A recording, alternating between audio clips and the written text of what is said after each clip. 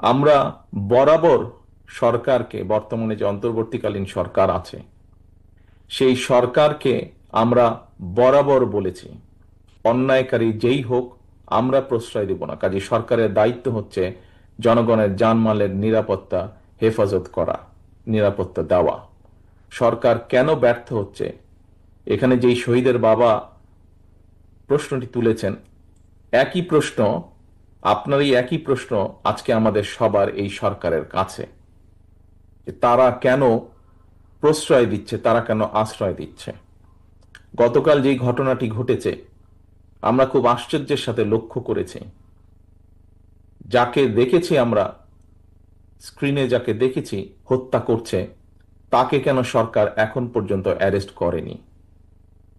আমরা কি তাহলে দলে নিব যে যারা বিভিন্নভাবে মব সৃষ্টি করে একটি পরিস্থিতি তৈরি করতে যাচ্ছে সেখানে সরকারের কোনো প্রচ্ছন্ন কোনো প্রশ্রয় আছে, প্রশাসনের কোনো প্রশ্রয় আছে, প্রশাসনের কারো কারো কোনো প্রশ্রয় আছে, সেটিকে আমরা তাহলে ধরে নেব? কারণ আমাদেরও দাবি, দলের পক্ষ থেকে আমরা করেছি, আমাদের অঙ্গ সংগঠন করেছে। আপনারা দেখেছেন গতকাল মহাসচিব সাহেব দলের পক্ষ থেকে বলেছেন যে যে অন্যায় করবে সে অন্যায়, তার বিরুদ্ধে দেশের প্রচলিত আইন আছে, কাজে আইন অনুযায়ী তার বিরুদ্ধে ব্যবস্থা হবে। অন্যায়কারী কখনো কারোর কোনো দলের লোক হতে পারে না।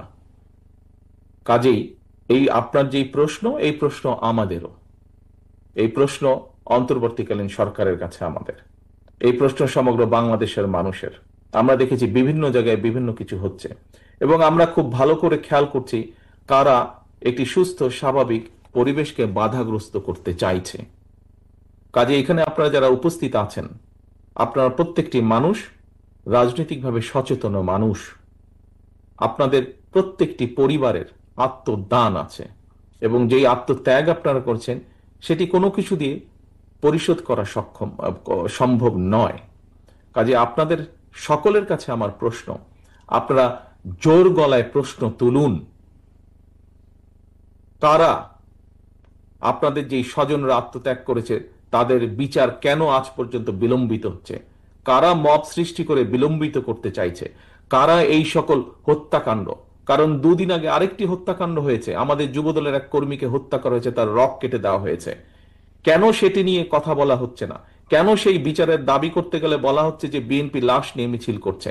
এই প্রশ্নের জবাবগুলো আজকে আমাদের সবাইকে খুঁজতে হবে, কারণ এই প্রশ্নের জবাবগুলোর সাথে বাংলাদেশের অস্তিত্বের সম্পর্ক রয়েছে, বাংলাদেশের মানুষের অস্তিত্বের সম্পর্ক রয়েছে। আজকে আমাদেরকে দেখতে হবে প্রকৃতগতভাবে কারা বাংলাদেশের মানুষের পক্ষে এসে দাঁড়ায়। আমাদেরকে সত্যিকার ভাবে খুঁজে বের করতে হবে কারা বাংলাদেশের স্বাধীনতা, মানুষের স্বাধীনতা সার্বভৌমত্বের পক্ষে অবস্থান নিয়েছে আজ, গতকাল, গত পরশু বা 50 বছর আগে। কারা বাংলাদেশের মানুষের স্বাধীনতার পক্ষে অবস্থান নিয়েছে এবং কারা নেয়নি, এই বিষয়গুলো আমাদেরকে বিবেচনা করতে হবে, এই বিষয়গুলো আমাদেরকে দেখতে হবে।